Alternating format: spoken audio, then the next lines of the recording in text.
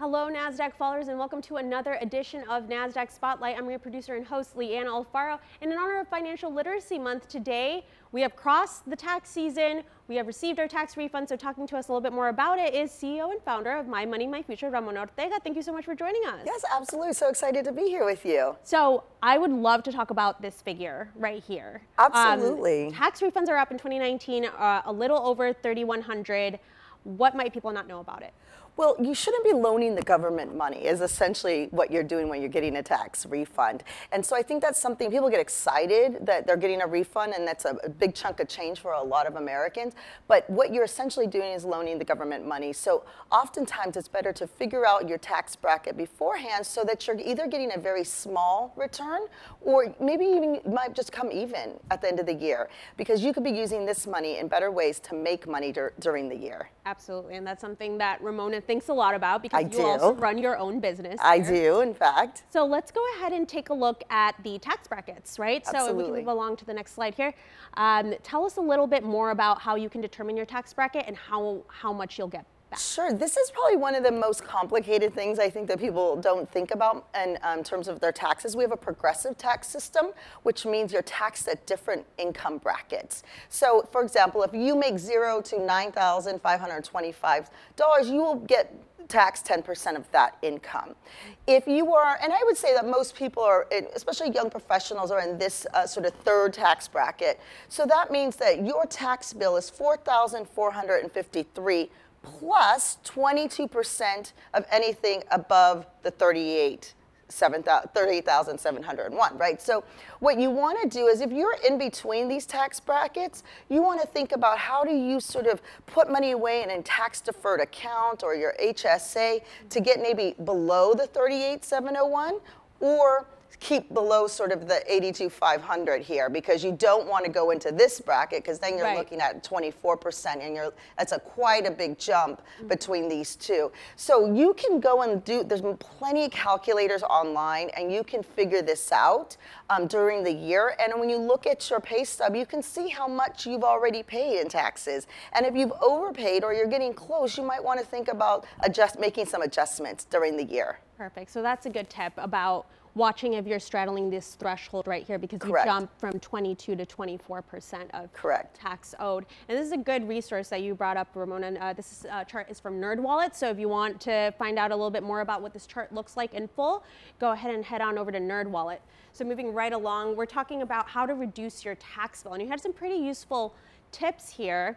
Tell us a little bit more about it, and I definitely want to talk about HSAs. So once we get there, we'll elaborate a little more on that. So, and this is, these are like sort of I would say the four most important things to think about, particularly during this time of the year. So when you talk about maxing out your 401k, if you are employed and have a 401k available to you, you want to sort of bump that up, especially if you can get a match from your employer. So you don't want to lose that money during the year. So talk to your employer, ask your HR whether or not you have a match, and if you are sort of below that threshold, make sure you're putting a little bit more money into that 401k. That will reduce your tax bill at the end of the year. Invest in an IRA. I'm a big Roth fan, especially for young people who are just getting started. You can invest up to $5,500. Generally, there's a couple of rules around that, but that's a nice number to think about and kind of an emergency savings or planning for the future. HSAs are, if you are employed again, and you're not part of the sort of side hustle or gig economy, the HSAs are a great way to save for things like glasses or medical bills or medical supplies, for example. There's actually an online store where you can go and it'll tell you all of the items that you can purchase with your HSA or an FSA. Perfect. So let's pause really quickly on HSA, because I think this is so interesting, and a lot of people don't know that you can go to a specific store where you spend this money that you put in this kind of like deposit storage area, and you can buy a lot of medicines. So absolutely good. Basic things like aspirin, toiletries. There's all kinds of things that are considered under the HSA. I think you compared it to a duty-free store. Yes, exactly. It is much like a duty-free store. Be smart and tuck away some money for your health and for just daily needs that you might have. Absolutely. And speaking of side hustles. Side hustles, yes. I mean, what is it? 44%, I believe, of all millennials have a side hustle. And if you are getting more than $600 generally from a side gig, or someone paid you to do something, whether that's social media or you're a photographer on the side, and they're paying you, you're going to get a tax document, and you have to report that income. The good thing about reporting that income is you always also get deductions, right? And so with your Schedule C, you can deduct things like your computer, or did you travel for a trip for this job, for example? Are you paying subscriptions to support this business? Those are the things that you want to think about, and it'll reduce your tax bill. So it's always a great idea to take advantage of that. Now let's talk to a very popular point right now. It's spring. You know, we just came out of spring break. It's time to do some spring cleaning, some purging. Marie Kondo, your finances. I love this. Yes. Love it so much. So I recently Marie Kondoed my closet, and I thought about this idea around how do you Marie Kondo your finances? Because especially during tax season, it is such an important time. You're already collecting all of your documents. You're already sort of reviewing your financials. So it's a good time. You're kind of in that space, in that headspace. It doesn't feel as overwhelming to really think about all the things that you need to be thinking about throughout the year. So it's kind of a financial 180, right? And so this is a time when it's a really good place to pull your credit report. Every year you get a free credit report, and so that's something that you want to remember to pull down. Look at your credit score, and it's a good way to say, okay, next year I want to be at this credit score. I want to increase it by 10 to 15 points, especially if you're going to buy any large purchases like a house or a car. You also want to start looking at your net worth. I know we don't think about that much, and we always think about salary, but net worth is actually a super important number for you to understand sort of how much you have left over if you paid off all of your bills. What are you worth? Where are your assets, and what are you spending on? You also want to look at a review of your accounts. Where are you spending? And this comes down to budgeting, right? Are you paying for subscriptions that you don't use, right? I was just looking at my Amazon Prime account. I was like, wait, do I really use this? Yep, I hear a lot of people, they have the Amazon, they have the Hulu, and they have the Netflix, and they're like, all right, which one's getting cut? Exactly. Or the gym membership that you might not be using, right? So this is a good time to look at that. Also, think about your budget. We have a very simple platform where you can put in your monthly income, and it'll give you sort of your budget broken out into 3 buckets. It's the 50-30-20 plan. Very simple. Go to our website. You can check that out.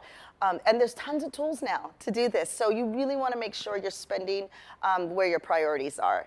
It shouldn't be about deprivation. You should feel good about spending your money. You've earned it, but you should know where you're spending it. Yeah, there's just so many interesting studies around that. Yes. That deprivation is really not a good way to go on a diet or a financial savings plan. It's more about making sure you allot that money to make sure you have that kind of space. You feel good about it, because then it doesn't feel like you're like, oh no, I'm dipping into this. You're feeling good about putting that money away. Insurance, I think it's one of those things that a lot of young people, especially in their 20s and 30s, don't think about. But life insurance is a really great way to start building your legacy, right? Sort of how are you planning for the future, whether that, do you have parents to take care of, or you have other siblings or other family members, or you have children. I'm a single mom. One of the first things I did was buy a really nice life insurance to make sure that my son is protected. Even renter's insurance. You live in New York City, you want to make sure that you're protecting all of those assets that you have inside of your apartment. And these days you have really good insurance opportunities online, so they've reduced the price. It's not as expensive as you think. Absolutely. And so now you mentioned talking about doing a financial 180 to make sure that you look at ways you can improve the way you manage your money. So if we move along to the next slide here, let's look at these 3 ways that you've suggested. That's right. And by the way, I want to say that these 3 things are also really important in terms of what you can do with your money during the year instead of lending it to the government by getting a refund. It's almost the same exact types of things. One is you want to contribute to a high yield savings account. And the good thing about interest rates where they are right now, there's quite a few high yield interest savings accounts out there. And so take a look at those. And we're talking about 2.2%. And so at least you're making some money off of your savings when you put that money away. And I think right now, like less than half of Americans have a emergency savings with $1,000 or more. So this is a really important point in terms of having a financial foundation. Absolutely. Invest in a Roth IRA. Again, because this is not tied to employment, which means if you don't have a job or full-time job, or you don't have availability with a 401k at your job, this is a great way to open up a Roth IRA. Is available to anyone over the age of 18. And now there's so many options online with robo-advisors that this is a really good opportunity to start. Pay away high interest debt and loans. Credit card debt is at an all-time high right now. I mean, we're talking about interest rates are anywhere but from 15 to 25%, sometimes even higher. That's the kind of debt you want to pay down. I know a lot of people are concerned with student debt, but oftentimes student debt has a lower interest rate, which is why we're not saying right here that you should pay down your student debt, unless it's a very small debt. So maybe $1,500, $2,500, if you can just pay that off, awesome. But otherwise, you really want to focus on the debt that has those high interest rates. Perfect. So we want to make sure we do an evaluation of all our credit cards here. Yes, and know what your interest rates are on your credit cards. Yep, absolutely. So Ramona, thank you so much for joining us. And yes. I know that My Money, My Future also has a ton of resources. So where can people go to check that out? Yes, so www.mymoneymyfuture.co. You can sign up for our free account and get free financial guidance and education on many of the issues we talked about today. You can also follow us on IG and on Twitter. Perfect, and you definitely have my follow. Ramona, thank you again so much for joining us and talking to us about doing that financial 180 post-tax season. Absolutely. Have you back soon. Thank you. Nasdaq followers, please stay tuned for more coverage